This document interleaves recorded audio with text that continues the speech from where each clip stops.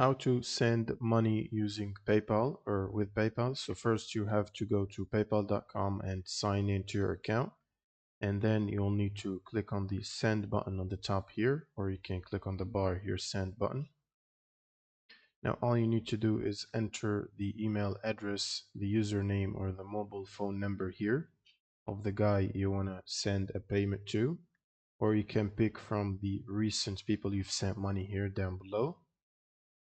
Now you will need to specify the amount you want to send and the currency from here. You can pick from the currency or whatever currency you want to send and whatever the recipient gets. You can also add any note here if you want, and then press next.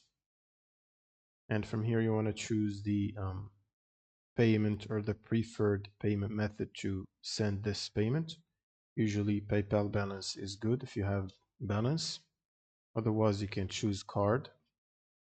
And from here you can select whether it's goods and services payment or family and friends, depending if it's available on your account. Some accounts can only pay as goods and services. Others can switch between goods and services and family and friends. And now all you gotta do is click on the send button here to send the payment.